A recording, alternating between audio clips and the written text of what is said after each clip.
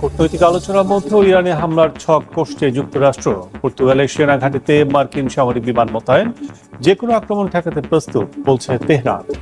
ইউক্রেনের ওডেসা ও সুমি অঞ্চলে রাশিয়ার হামলা, খার্কিভে 2 পুলিশ নিহত। রুশ ব্যালিস্টিক ক্ষেপণাস্ত্র প্রস্তুতকারক প্রতিষ্ঠানে পাল্টা আঘাত জেলেনস্কি বাহিনীর। থামছেই না সাগর পাড়ি দিয়ে ইউরোপে অনুপ্রবেশের চেষ্টা। গ্রিসের দক্ষিণ উপকূলে অভিবাসন প্রত্যাশী বাহী নৌকা ডুবে 3 জনের মৃত্যু, কয়েকজন নিখোঁজ। সিরিয়ায় আবারও মাথাচাড়া দিয়ে উঠছে জঙ্গি গোষ্ঠী আইএস। আল সারা সরকারকে উৎখাতে লড়াইয়ের ডাক, মন্ত্রিসভার সদস্যদের লক্ষ্য করে হামলার চেষ্টা, প্রতিবেদন জাতিসংঘের। আফগানিস্তানে 2 প্রদেশে পাকিস্তানের ভয়াবহ বিমান ও ড্রোন হামলা, নারী ও শিশু সহ নিহত 17।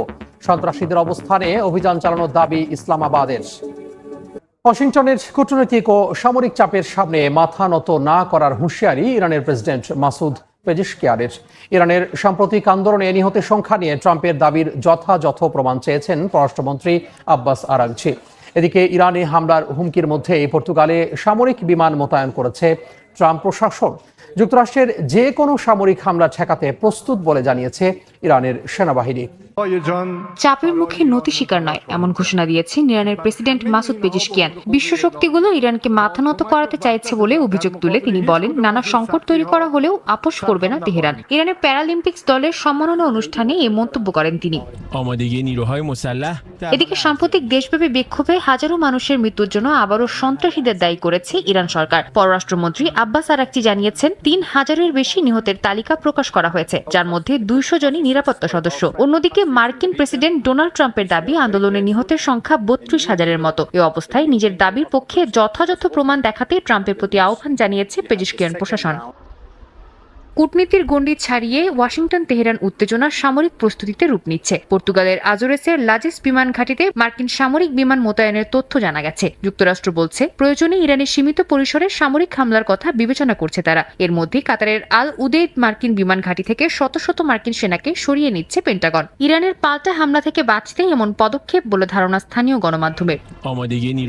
অপরদিকে যুক্তরাষ্ট্রের যে কোনো সামরিক হামলা ঠেকাতে তৎপর হয়ে উঠেছে ইরানও। দেশটির স্থলবাহিনীর কমান্ডার ব্রিগেডিয়ার জেনারেল আলী জাহান শাহী বলেন, সশস্ত্র বাহিনীর সর্বোচ্চ সতর্কতায় শত্রুর যে কোনো অভিযান বা ভুল হিসাব ঠেকানোর প্রধান হাতিয়ার। জানান, যে কোনো হুমকি মোকাবিলায় প্রস্তুত তেহরান। পাল্টা হুঁশিয়ারিতে ইরানের স্থায়ী প্রতিনিধি আমির সাইদ ইরাবানি জাতিসংঘ সনদের 51 অনুচ্ছেদ অনুযায়ী আত্মরক্ষার অধিকার প্রয়োগের কথা স্মরণ করিয়ে দিয়েছেন। পবিত্র রমজানেও গাজায় থেমে নেই ইসরায়েলি আগ্রাসন।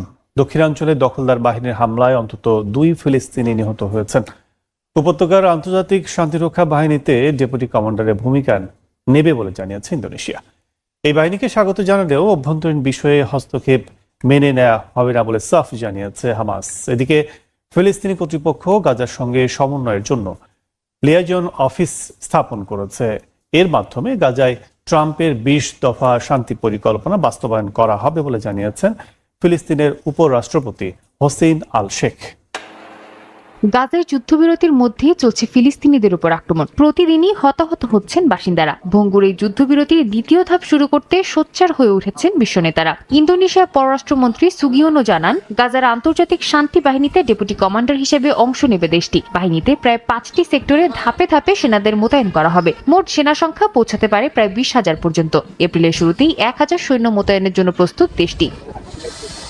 আন্তর্জাতিক শান্তি বাহিনীকে স্বাগত জানিয়ে হামাসের মুখপাত্র হাজিম কাসেম বলেন, গাজার অভ্যন্তরীণ বিষয়গুলোতে বাইরের কারো হস্তক্ষেপ চায় না তারা। তিনি বলেন, শান্তি বাহিনী নীরবভাবে পরিস্থিতি পর্যবেক্ষণ করবে, চুক্তির বাস্তবায়ন নিশ্চিত করবে, একই সঙ্গে জনগণ ও দখলদার সেনাদের মধ্যে নিরাপদ দূরত্ব বজায় রাখবে।